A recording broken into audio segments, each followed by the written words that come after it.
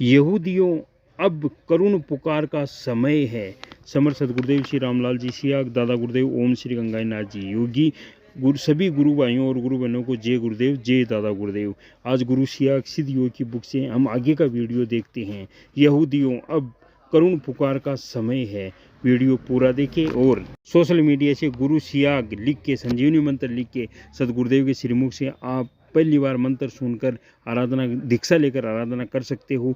आपकी सारी समस्याओं का समाधान हो जाएगा केवल उसी मंत्र से। आगे का वीडियो देखते हैं। भाग 3। बाइबिल के अनुसार मूसा और यीशु का समय व्यवस्था का युग था।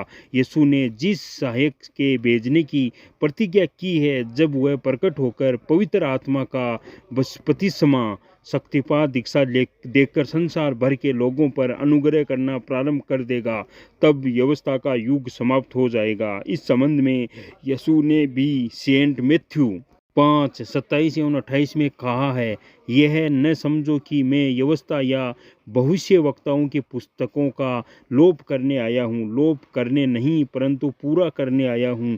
क्योंकि मैं तुमसे सच कहता हूँ कि जब तक आकाश और पृथ्वी टल न जाए, तब तक व्यवस्था से एक मात्रा या एक बिंदु भी पूरा हुए बिना नहीं टकेगा। अतः यूहन्ना बपतिस्मा देने वाले के द्वारा स्वर्ग राज्य की घोषणा किए जाने के समय से लेकर मसीह का बादलों में पुनरागमन तक यह व्यवस्था का युग जारी रहेगा। अनुग्रह के युग के शुरुआत के साथ ही व्यवस्था समाप्त हो जाएगी। ईसाई जगत को अनुग्रह के युग की अभी जानकारी नहीं है। वे तो मात्र अपनी पुस्तकों के आधार पर उस युग की कल्पना करते हैं। जब उन पर अनुग्रह होगा, तब वे पूर्ण सत्य से अवगत होंगे। इस संबंध में स्वामी मुक्तानंद जी ने अपनी पुस्तक कुंडलिनी जीवन का रहस्य में कश्मीरी शैव सिद्धांत का वर्णन करते हुए लिखा है। कश्मीरी शैव सिद्धांत के अनुसार ईश्वर के पंच करते हैं: सृष्टि, स्थिति, लय, तिरोधान और अनुग्रह। पांचवा करते जो अनुग्रह है, उससे मानव को अपनी व विश्व की यथार्थता का बोझ होता है। कश्मीरी शैव सिद्धांत में गुरु को पांचवा कार्य संपन्न करने वाला अर्थात अनुग्रहकर्ता के रूप में माना गया है। शिव सूत्र विमशिरणी कहती है, गुरुवां परमेश्वरी अनुग्रही का शक्ति। गुरु परमेश्वर की अनुग्रह शक्ति है। वह शक्ति की पुरातन प्रक्रिया द्वारा अनुग्रह प्रदान करता है, जिससे साधक की सुषुप्त कुंडलिनी क्रियाशील हो जाएगी। बाइबिल में जिस पवित्र आत्मा के बपतिस्मा में शक्तिपात दीक्षा की बात कही है, जब वह उन्हें मिलने लगेगी, तब ईसाई जगत को अनुग्रह की वास्तविकता का ज्ञान होगा। इस दीक्षा से 2 कुरिन्थियों के 6:16 में वर्णित सार्वभौम सिद्धांत के अनुसार मन मंदिर में ही मनुष्य को उस परम सत्ता की प्रत्यक्षानुभूति और साक्षात्कार होने लगेंगे। ऐसी स्थिति में मानव निर्मित मंदिरों की लोगों को आवश्यकता ही नहीं रहेगी। इस प्रकार उस सहायक के प्रकट होकर शक्तिपात दीक्षा देने के कारण चर्चों और मंदिरों का अस्तित्व समाप्त होगा, न कि ईश्वर विरोधी और यीशु विरोधी तत्वों के कारण। यह व्यवस्था संपूर्ण विश्व में एक साथ बदलेगी।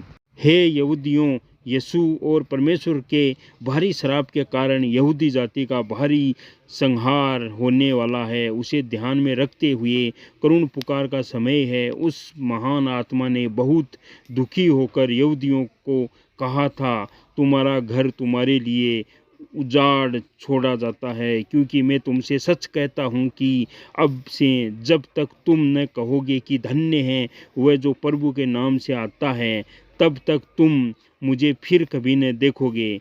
दानियेल 12:11-19 को यहूदियों को कभी नहीं भूलना चाहिए, जब से नित्य होम बलि उठाई जाएगी। वह घिनौनी वस्तु जो उखाड़ करा देती है स्थापित की जाएगी। तब से 1290 दिन बीतेंगे। क्या ही धन्य है वह जो धीरज धरकर 1300 35 दिन के अंत तक भी पहुंचेंगे। बाइबिल की सभी भविष्यवाणियों के अनुसार वह शायद 20वीं सदी के अंत से पहले प्रकट हो जाएगा। संसार में तामसिक वृत्तियों इतनी प्रभावी हो चली है कि किसी भी धर्म के लोगों को अपने धर्म ग्रंथ पर थोड़ा भी विश्वास नहीं रह गया है।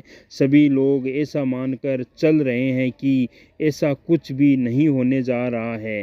कलयुग की करामात देखो, सबकी अक्ल को भी अंधा कर दिया है। संत श्री तुलसीदास जी की यह बात पूर्ण सत्य प्रमाणित हो रही है कि जाको प्रभु दारुण दुख देही ताकि मति पहिले हर लेही। विश्व के अविश्वासी नास्तिक चाहे संतों की भविष्यवाणियों पर विश्वास करे या न करे, प्रभु की पूर्व निश्चित अवस्था में कोई अंतर नहीं आवेगा। ऐसा हमेशा से होता आया है कि यथा स्थितिवादियों ने परिवर्तन को भी स्वीकार नहीं किया। रावण, कंस, दुर्योधन आदि अनेक उदाहरण है। उनकी जो गति अतीत में हो चुकी, वही गति ऐसे लोगों की आगे भी होगी। जय गुरुदेव, जय दादा गुरुदेव।